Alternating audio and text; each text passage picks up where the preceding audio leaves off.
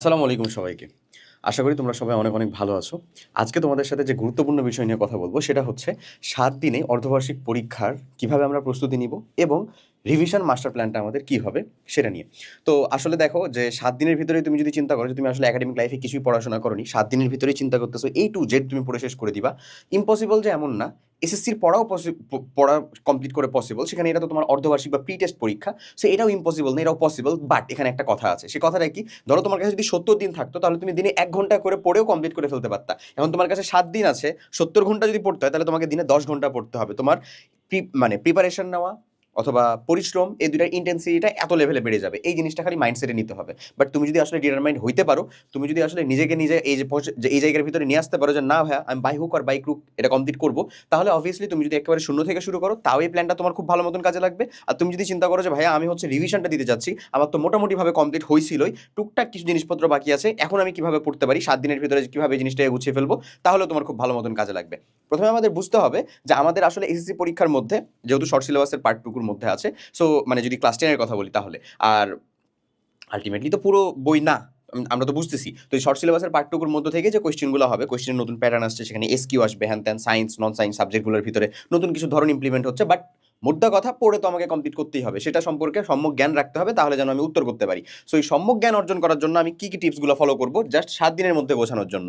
চলো শুরু করি। প্রথমে আমাদের যে কাজটা ফার্স্ট একেবারে, সেটা হচ্ছে গোছানো পড়াশোনা। এই ৭ দিনের ভিতরে তোমাকে খুবই প্রিসাইজলি একেবারে গুছিয়ে পড়াশোনা করতে হবে। কেমন?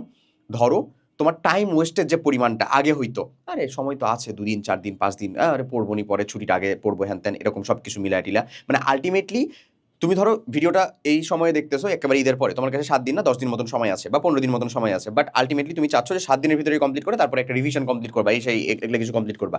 সো তোমার প্রত্যেকটা দিন যে সময়টা যাচ্ছে সেই সময়টাকে খুব গোছানোভাবে ব্যবহার করতে হবে। অর্থাৎ তুমি ক্লাস কমপ্লিট করতেছো এবং ধরে নাও নোট করতেছো, এই দুটো হচ্ছে বেসিক কাজ। ক্লাস করো, নোট করো, ক্লাস করো, নোট করো। ক্লাস কই থেকে করবা? কন্টেন্ট সিলেকশনের জন্য তোমাকে খুব বেশি প্রিসাইজ হইতে হবে। যদি তোমার অলরেডি পড়া থাকে বা অন্য কোথাও তুমি যুক্ত থাকো, you can go for it, তুমি এটা থেকে কমপ্লিট করতে পারো। যদি তোমার কাছে অ্যাক্সেস না থাকে তাহলে আমি বলবো আমাদের সাথে যে অল স্টপ একাডেমিক প্রোগ্রামগুলো চলতেছে, ক্লাস 10 ক্লাস 9 ক্লাস 8, তুমি যে ক্লাসেরই হও না কেন, আলটিমেটলি তোমার অর্ধবার্ষিকের জন্য অর্ধবার্ষিকেরও প্রোগ্রাম রানিং আছে, তুমি যে কোনোটার সাথে যুক্ত হতে পারো। এটা হচ্ছে ফুল ফুল তোমার একাডেমিক লাইফের জন্য। ফুল একাডেমিক লাইফ মানে হচ্ছে পুরো ক্লাস 8 পুরো ক্লাস 9 পুরো ক্লাস 10।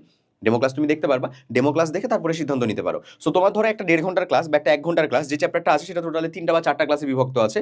সো এই ১.৫ ঘন্টার বা ২ ঘন্টার যে ক্লাসটা, হায়েস্ট ১.৫ ঘন্টা আছে, এই ক্লাসটা তোমাকে কমপ্লিট করতে হবে এবং এখানে টাইম দিতে হবে আসলে বেসিক্যালি ২ ঘন্টা। কেন?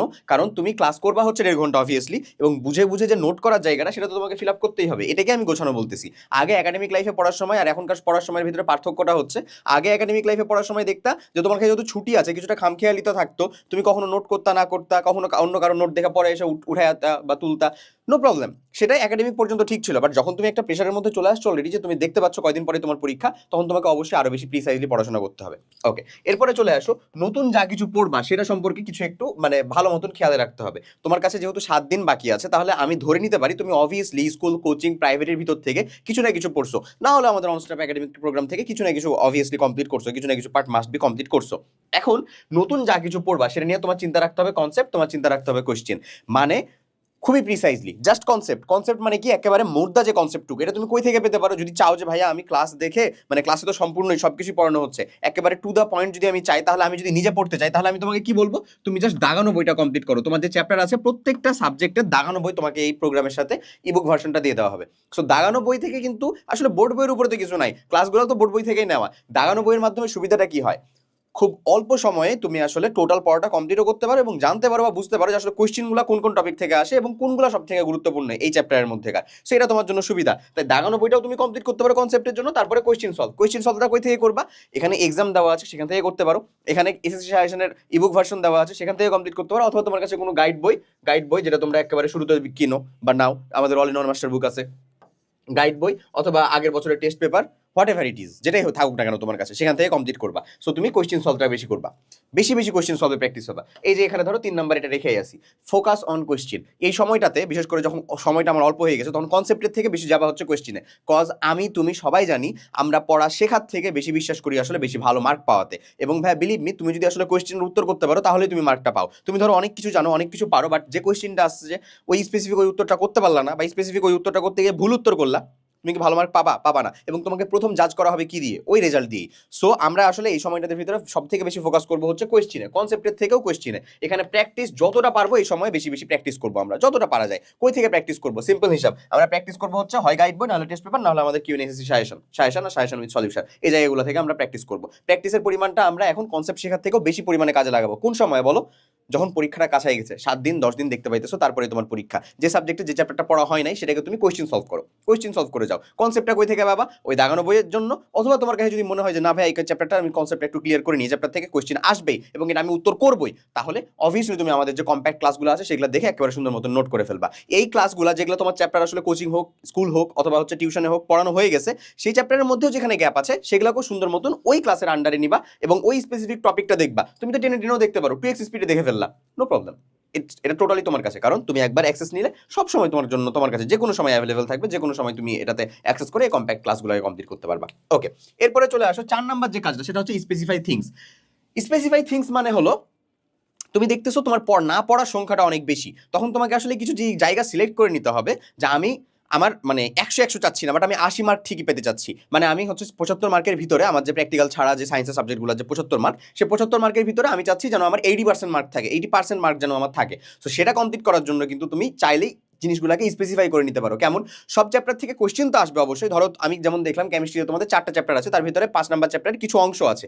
সো তুমি যদি আসলে 3টে চ্যাপ্টার কমপ্লিট করে যাও, তাও কিন্তু তুমি 80% মার্ক মানে উত্তর করতে পারবে, এটা তুমিও বুঝতেছো, কারণ 8টা কোশ্চেন না 7টা কোশ্চেন থাকবে, তার ভিতরে 5টা লিখতে হবে। সো তুমি যদি আসলে 80%ও কমপ্লিট করতে চাও বা 80% মার্ক গ্র্যাব করতে চাও, কমন ফেলে আর কি, কমন থেকে উত্তর করতে চাও, তুমি যদি 3টে চ্যাপ্টার কমপ্লিট করে যাও তাও কিন্তু হবে। 3টে চ্যাপ্টারের ভিতরে একটা বা 2টা চ্যাপ্টার বা 1.5টা চ্যাপ্টার মতন তোমার স্কুল কোচিং বা হচ্ছে টিউশন থেকে হয়ে গেছে, আর বাকি থাকে হচ্ছে মাত্র 1.5টা অথবা একটা। সেটা যদি কমপ্লিট করতে হয় জাস্ট এই কয়দিনে তুমি এই একাডেমিক কম্প্যাক্ট ক্লাসগুলোকে কমপ্লিট করলে কোনো ব্যাপারই না। হায়েস্ট 3টা দিন সময় লাগতে পারে একটা সাবজেক্টের পিছনে। এখন একটা সাবজেক্টের পিছনে তো 3টা দিন সময় কিভাবে? 3টা দিন সময় হচ্ছে যে অন্যান্য সকল সাবজেক্টের পড়াশোনার পাশাপাশি যদি তুমি এটাকে পড়ো তাহলে 3টা দিন। যদি একদিন পুরোটা পড়তে চাও তাহলে এরকম 2টা চ্যাপ্টার শেষ করা যায় ভাই, এটা আহামরি কঠিন কিচ্ছু না, বিলিভ মি, এটা সম্ভব। ঠিক আছে, জাস্ট তোমার একটু সদিচ্ছা থাকলেই হয়েছে। সো তোমাকে যে কাজটা করতে হবে সেটা হচ্ছে প্রিসাইজলি কোনটা তুমি পড়বা এবং কোনটা তুমি বাদ দিবা, এই সময়টাতে একটু হচ্ছে ভালো মতন ফিক্স করে ফেলবা। এই জিনিসটাই হচ্ছে দরকার। এখন এই অ্যানালাইসিসটা তুমি কেমনে করতে পারো ভাই? এই অ্যানালাইসিসটা তুমি ওই কিউএনএসএসসি সাজেশন থেকে করতে পারো, যে কোন চ্যাপ্টার থেকে আসলে বোর্ডের ভিতরে কোশ্চেন আসে, তোমার স্কুলে সব জায়গা থেকে আসবে, তোমার যেটা পড়া হয়নি সেটাকেই তুমি হচ্ছে বাদ দাও। প্লাস হচ্ছে যে তুমি দাগানো বইটা থেকে দেখো যে কোন চ্যাপ্টারে আসলে পড়া বেশি, কোন চ্যাপ্টারে হচ্ছে আসলে জিনিসপত্র বেশি, সেই জিনিসটাকে দরকার হলে বাদ দাও। এখন এটাকে আসলে বাদ দেওয়া বলা হয় না, এটাকে বলা হয় হচ্ছে ভাই বাকি রাখা। বুঝছো? বাকি রাখা মানে হচ্ছে এটা অবভিয়াসলি তুমি পড়বা এবং নিজেকে ফুলি ডিটারমাইন করো, এক্সামের পরে পরে মাস্ট বি এটাকে পড়ে ফেলবা। এটাকে যদি এরকম ভাবে বাদ দিতে রাখো, তো পরের পরীক্ষাতে পরে আরেকটা কোনো বাদ দিলা, তারপরের পরীক্ষাতে পরে একটা পর দিলা, আরে ভাইয়া তো একটা সেই স্ট্র্যাটেজি শিখাই দিছে, 80 মার্কও আসতেছে, পরীক্ষার আমি কম পড়েও পারতেছি না, এরকম টেন্ডেন্সি রাখলে আসলে এটা তোমাকে ডাউনফলের দিকে নিয়ে যাবে। এমনটা কখনো কইরো না। তুমি তোমার নিজের সুবিধার জন্য একটু বাইপাস করলা এইবারের জন্য, বাট পরের বার তোমাকে ডিটারমাইন থাকতে হবে যে দরকার হলে এর থেকে বেশি পরিশ্রম করে হলেও এই জায়গা থেকে তুমি যেন নিজেকে উত্তরণ করতে পারো। ওকে, এরপরে চলে আসো 5 নাম্বার যে স্ট্র্যাটেজিটা সব থেকে গুরুত্বপূর্ণ, সেটা হচ্ছে যা পড়তেছো প্লাস যা পড়েছিলা সেটাকে রিভিশনের আওতায় নিয়ে আসতে হবে এবং যতটা পারা যায় এখানে এক্সাম দিতে হবে। তুমি এক্সাম দিবা, তুমি তোমার উইকনেসটা খুঁজে পাবা। কোথায় এক্সাম দিবা ভাই? এখন কোনো এক্সাম পেতে ভর্তি হবো? উত্তরটা হচ্ছে না। অন্য কোনো সাবস্ক্রিপশন নিবো না। তুমি এখানে বোর্ড স্ট্যান্ডার্ড এক্সাম পাবা ক্লাস 10 এরটাতে, স্কুল স্ট্যান্ডার্ড এক্সাম পাবা ক্লাস 9 এরটাতে, স্কুল স্ট্যান্ডার্ড এক্সাম পাবা ক্লাস 8 এরটাতে। তুমি এখানকার ভিতরে subject wise chapter wise exam দাও, যে এক্সামগুলোর মাধ্যমে তুমি তোমার উইকনেসটা জানতে পারবা, যেটা তোমার পড়া হয়েছে, যেটা তুমি রিভিশন করছো অথবা রিভিশন করো নাই। তুমি তোমার উইকনেস জানতে পারলেই ওই জায়গার ভিতরে যে আরো কতটা ফোকাস দিতে হবে, ওই জিনিসটাকে যে আবার রিভিশন করতে হবে, এটা খুব ভালো মতন বুঝতে পারবা।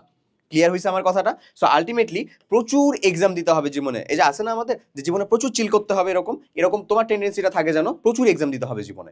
ওকে, সো ওভারঅল যদি আমি সামারি করি, মাত্র 5টা কাজ তোমাকে করতে হবে, তাহলেই কিন্তু আমাদের 7 দিনে পড়াশোনার প্রস্তুতিটাকে গুছিয়ে ফেলা সম্ভব। ফার্স্ট যে কাজটা, গোছানো পড়াশোনা, পড়বো নোট করবো, একটা টাইমও এদিক ওদিক না, এই টেন্ডেন্সিটা ডিটারমাইন্ড থাকতে হবে। তারপরটা যেটা, সেটা হচ্ছে নতুন যা কিছু পড়বো তার ক্ষেত্রে আমাকে প্রিসাইজলি থাকতে হবে যে আমি হয় দাগানো বই থেকে কনসেপ্টটা নিব, অথবা হচ্ছে ডিরেক্ট ভাইয়ার যে একাডেমিক কম্প্যাক্ট ক্লাসগুলো আছে সেখান থেকে কনসেপ্টটা নিব, ডিরেক্ট কনসেপ্ট নিব এবং ওইটার কোয়েশ্চেন সলভ করবো, কোয়েশ্চেনের প্রতি বেশি ফোকাসড হবো, কোয়েশ্চেনের প্রতি বেশি বায়াসড হবো। যা কিছু নতুন পড়তেছি তার কনসেপ্ট পড়ার থেকে, কনসেপ্ট যদি পড়ি আমি হচ্ছে 40% 60% দিব হচ্ছে আমি কোয়েশ্চেন সলভে, 30% যদি কনসেপ্ট পড়ি 70% দিব আমি কোয়েশ্চেন সলভে। এরপরে চলে যাবো হচ্ছে স্পেসিফাই থিংস, কোনটাকে পড়বো কোনটাকে বাদ রাখবো। তারপরটা হচ্ছে আমাদের রিভিশন এবং এক্সাম স্ট্র্যাটেজি।